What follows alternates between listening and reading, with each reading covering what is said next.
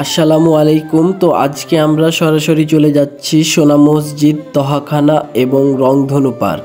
প্রথমেই আমরা অবস্থান করি তহাখানায়। পিরোজপুর এলাকায় একটি বড় পুকুরের পশ্চিম পাড়ে অবস্থিত বড় কাঠামোটি ঐতিহ্যগতভাবে তহাখানা নামে পরিচিত। চাঁপাইনবাবগঞ্জ থেকে প্রায় ৩৫ কিলোমিটার দূরত্বে অবস্থিত শিবগঞ্জ উপজেলার শাহবাজপুর ইউনিয়নে ঐতিহ্যবাহী তহাখানা কমপ্লেক্স বা তহাখানা। আমরা অনেক দিন পর তহাখানা ঘুরতে আসলাম। আমার সাথে রয়েছে সবুজ ভাই এবং সবুজ ভাইয়ের মেয়ে তাবাসসুম। তা আজকে আমরা তহাখানার সমস্ত সৌন্দর্য ড্রোনের মাধ্যমে দেখব এবং আপনাদের দেখাবো। তো আমার ড্রোনটাকে আকাশে উড়িয়ে দিলাম এবং দেখেন পাখির চোখে তহাখানা দেখতে কতটা সুন্দর লাগে। এদিকে আমি আর সবুজ ভাই তো ড্রোন নিয়েই ব্যস্ত। পাখির চোখে সত্যি তহাখানা দেখতে অনেকটা সুন্দর লাগছিল। আমি, সবুজ ভাই এবং সোহেল তহাখানার বিভিন্ন জায়গাগুলো ঘুরে ঘুরে দেখছিলাম। সত্যি অনেকটা সুন্দর ছিল তহাখানার ভেতরটা। তহাখানার ভেতরে অনেকগুলো ফুলের গাছ ছিল যা তহাখানার সৌন্দর্য ধরে রেখেছিল। এরপর সবুজ ভাইয়ের কিছু ছবি তুললাম এবং সবুজ ভাইয়ের ছেলে অর্থাৎ ফ্যামিলির নতুন সদস্য তারও কিছু ছবি তুললাম। এরপর আমরা সামনের দিকে এগিয়ে যাই এবং তহাখানার ভেতরটা পরিদর্শন শেষে আমরা বেরিয়ে যাই। এখানে দূর দূরান্ত থেকে অনেক মানুষজন ছুটে আসে তহাখানার সৌন্দর্য দেখতে। এরপর আমরা সোজাসুজি চলে আসি সোনা মসজিদ রংধনু পার্কে। রংধনু পার্কের প্রবেশ ফি ছিল মাত্র 30 টাকা। এখানে প্রবেশ করতে হলে জন প্রতি 30 টাকা করে টিকিট কাটতে হবে। এরপর আমি তাবাসসুমকে কিছু ফুলের গাছ দেখাই, যে গাছগুলোর মধ্যে ছিল অনেক লেখা। এরপর আমরা সবাই মিলে রংধনু পার্কের মধ্যে প্রবেশ করি। তা আপনারা এখন যে ভিউটা দেখতে পাচ্ছেন, এই ভিউটা শুধু ড্রোন ক্যামেরা দিয়েই দেখানো সম্ভব। আপনি কাছ থেকে দেখলে কখনোই বুঝতে পারবেন না পার্কের মধ্যে এমন সুন্দর একটা জায়গা রয়েছে। তো সব মিলিয়ে পার্কের সৌন্দর্য অনেক বেশি ভালো লেগেছে আমার। এছাড়াও রংধনু পার্কের জায়গাটা ছিল বেশ বড়। এখানে অনেক সুন্দর সুন্দর রাইডের ব্যবস্থা রয়েছে।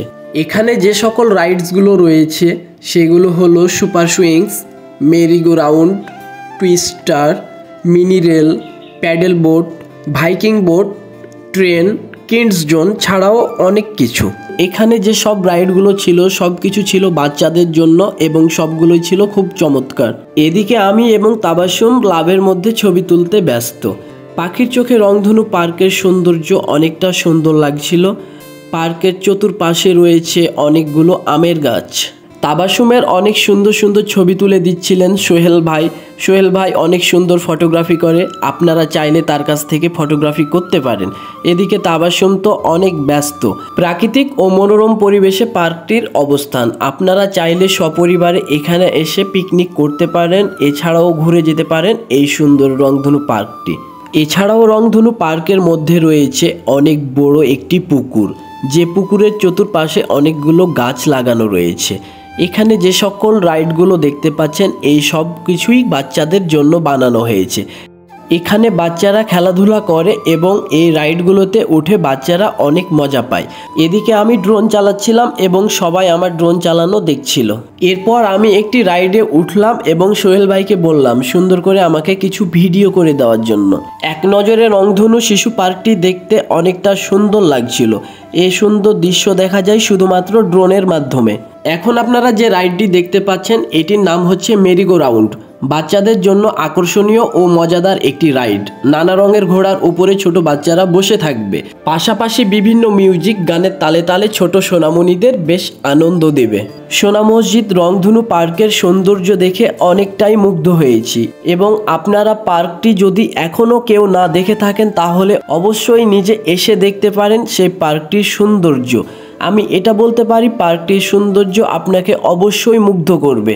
একটু সামনে এগিয়ে যাই এবং গিয়ে দেখি বিশাল এই পুকুরে প্যাডেল বোর্ডের ব্যবস্থা রয়েছে। আমাদের ঘোরাফেরা প্রায় শেষের পথে, বাড়ির উদ্দেশ্যে সবাই রওনা দেব এখন।